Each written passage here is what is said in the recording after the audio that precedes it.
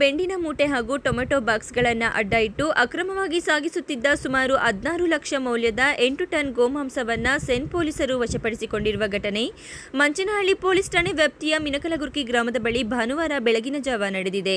ಆಂಧ್ರಪ್ರದೇಶದ ಹಿಂದೂಪುರದಿಂದ ಬೆಂಗಳೂರಿನ ಶಿವಾಜಿನಗರಕ್ಕೆ ರವಾನೆಯಾಗುತ್ತಿದ್ದ ಗೋಮಾಂಸದ ಖಚಿತ ಮಾಹಿತಿ ಮೇರೆಗೆ ದಾಳಿ ನಡೆಸಿದ ಚಿಕ್ಕಬಳ್ಳಾಪುರ ಸೆನ್ ಪೊಲೀಸರು ಸುಮಾರು 16 ಲಕ್ಷಕ್ಕೂ ಅಧಿಕ ಮೌಲ್ಯದ 8 ಟನ್ ಗೋಮಾಂಸವನ್ನು ತುಂಬಿದ 3 ವಾಹನಗಳನ್ನು ಹಿಡಿಯುವಲ್ಲಿ ಯಶಸ್ವಿಯಾಗಿದ್ದಾರೆ ಎಂದು ಎಸ್ಪಿ ಕುಶಾಲ್ ಚೌಕ್ ಸೇಮ್ ಮಾಹಿತಿ ನೀಡಿದ್ದಾರೆ. ಮಂಚನಹಳ್ಳಿ ಪೊಲೀಸ್ ಠಾಣಾ ವ್ಯಾಪ್ತಿಯ ಮಿನಕನಗುರ್ಕಿ ಬಳಿ ಚಿಕ್ಕಬಳ್ಳಾಪುರ ಸೆನ್ ಪೊಲೀಸ್ ಅಧಿಕಾರಿಗಳು ಬೆಂಗಳೂರಿನ ಶಿವಾಜಿನಗರಕ್ಕೆ ರವಾನೆಯಾಗುತ್ತಿದ್ದ ಅಕ್ರಮವಾಗಿ ಗೋಮಾಂಸ ಸಾಗಾಟ ಮಾಡುತ್ತಿದ್ದ 3 ಬುಲೆರೋ ವಾಹನಗಳಲ್ಲಿ ಹಿಡಿದು 4 ಜನ ಆರೋಪಿಗಳನ್ನು ಬಂಧಿಸಿದ್ದಾರೆ. ಬಂಧಿತ ಆರೋಪಿಗಳನ್ನು ಹಿಂದೂಪುರ ಮೂಲದ ಆರಿಫ್ ಅಸೀಂ ಪಾಷಾ, ಶಿವಾಜಿನಗರ ಮೂಲದ ನೂರಾನ್ ಮತ್ತು ನೂರುಲ್ಲಾ ಶರೀಫ್ ಎಂದು ತಿಳಿದು ಬಂದಿದೆ. ಇನ್ನು ಬಂಧಿತರನ್ನ ವಿಚಾರಣೆ ನಡೆಸಿದ ವೇಳೆ ಶಿವಾಜಿನಗರಕ್ಕೆ ಗೋಮಾಂಸ ರವಾನಿಸುತ್ತಿರುವುದಾಗಿ ಸ್ಪಷ್ಟಪಡಿಸಿದ್ದಾರೆ.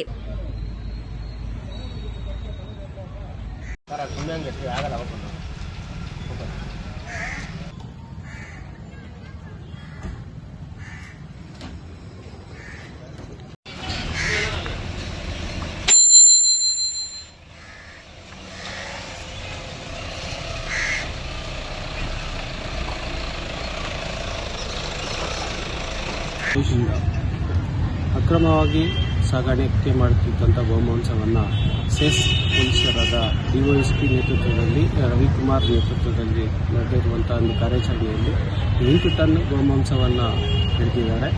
ಆ 8 ಟನ್ ಸುಮಾರು 16 ಲಕ್ಷ ಬೆಲೆ ಬಾಳುವಂಥ ಒಂದು ಮಾಂಸವಾಗಿದೆ.